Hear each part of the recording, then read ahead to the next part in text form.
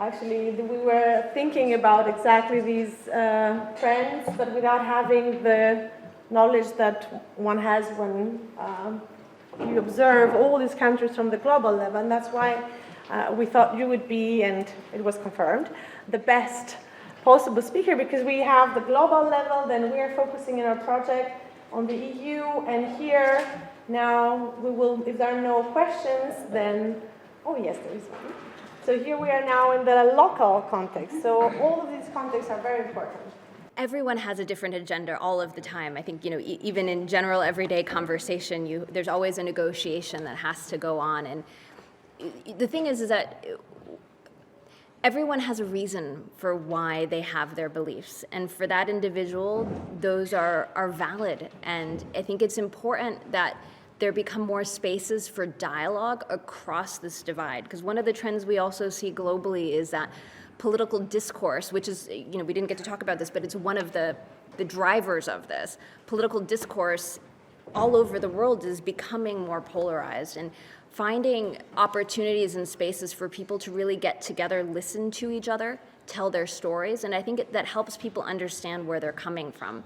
Because while we can talk about messaging, gender equality versus family values, at the end of the day, everyone is human. And sometimes the way those messages sit is because people are fundamentally not understanding each other and what their perspectives are. And I think one of the things that's amazing about the space here today, and also what I see in my work with the UN, is providing forums for people to come together, but especially providing forums and safe spaces for people with diverse views, and that political space for having real open conversations. And that's probably the key there. Thank you. Good question. Yeah, because one of the problems is also polarization, so that we don't want to understand the other position, which is something that here at this university we also have courses on academic freedom, which is also connected to these topics, because it's very important to understand, even if you don't agree, to understand the other position, and actually to learn how to converse and agree to disagree, and respect also that there are other positions. And some of it is also how we talk about things. So I entered electoral politics a long time ago, before I entered working for the UN at the age of 24. One of my campaign platforms was climate change. And the language that I use, I managed to score a seat on the Energy and the Environment Committee, was all about drowning polar bears. Some of you might remember that one.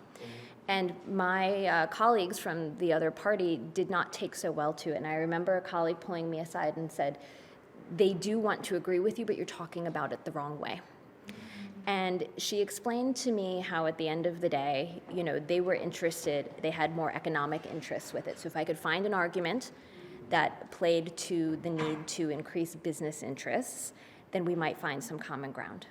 And it was a learning curve. It's a hard learning curve when you really believe strongly about something, but using language to speak to the people who might not otherwise agree with you is actually an amazing tool to build bridges, because I really do believe that there are more common interests around many of these polarizing issues than we want to see day to day.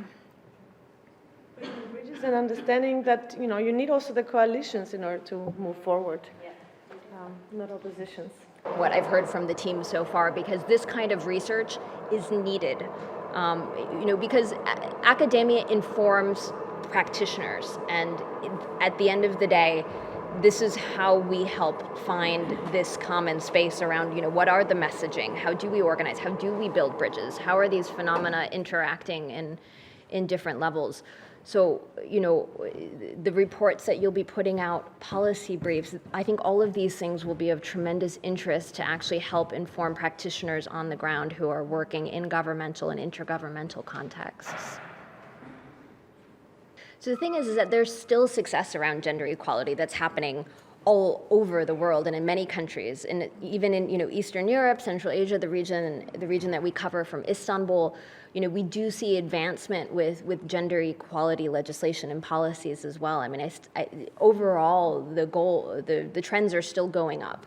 I think what we see is that there is this pushback, and so this is where the alarm kind of is raised, where there are contexts where things are being kind of stalled, that this trajectory, that gender equality and human rights were just going to kind of continue, is something that I think that there's a need to be able to strengthen our coalition for human rights and gender equality. I'm not familiar specifically with what's happening in Spain, but there are a lot of countries still that are doing wonderful, amazing, progressive things to help move the needle to meet many of those international norms and commitments that member states have ascribed themselves to.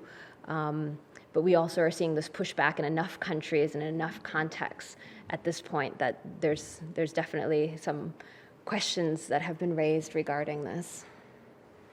And you mentioned the fragility of gender equality, and we have to also say the pandemic was also like a big shock for women issues,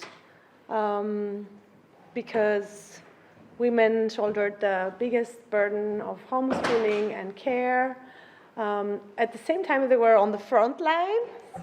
70% of the world's health workers are women. And I've been reading recently the UN reports about leadership and governance and management of the pandemic. And I found out that there are very few female leaders, so 21 countries have had a female head of state.